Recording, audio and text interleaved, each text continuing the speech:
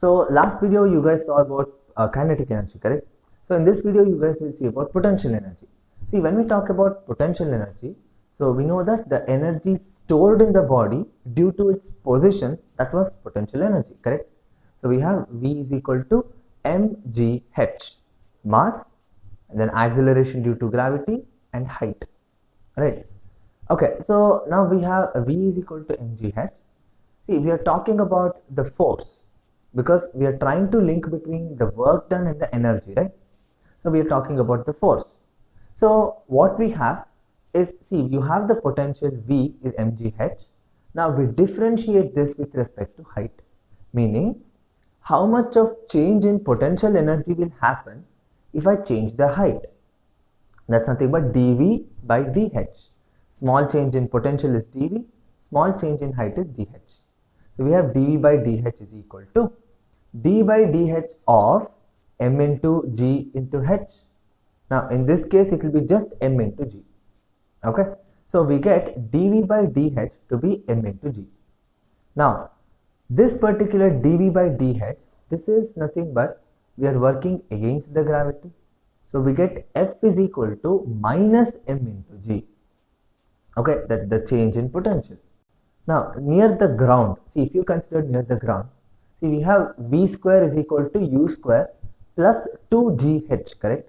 Because A value is nothing but a G value and then S is nothing but H.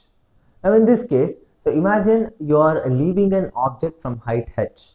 U value is 0. So we just get V square is equal to 2GH, right? Okay, now half mv square. Now in place of V square, you can substitute 2GH. So what do you get? Half m into 2GH.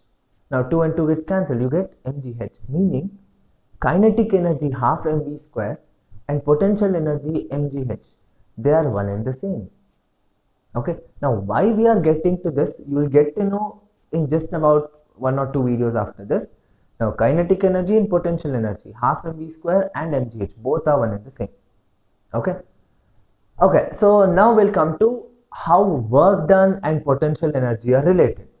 Okay, now for this what we do, see, what you got the change in the potential we are trying to calculate, because the change in potential is nothing but the force, correct?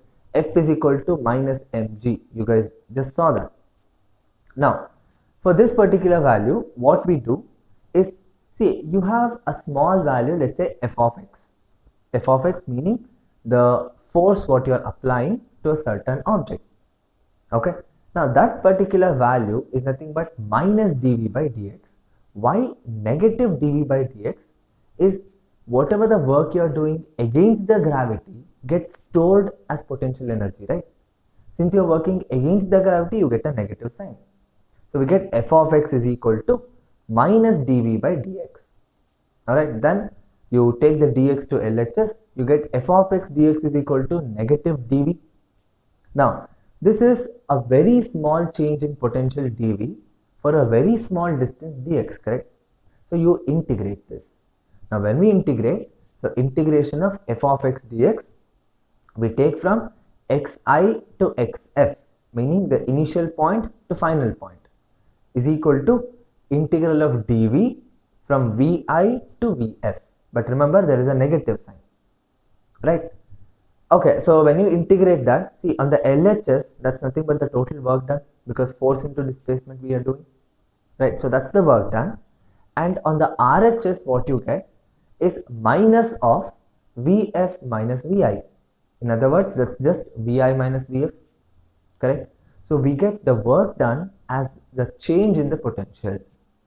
Okay, so you get W is equal to vi minus vf, meaning the initial potential minus the final potential energy. Okay, so what I'll just go through the whole thing again.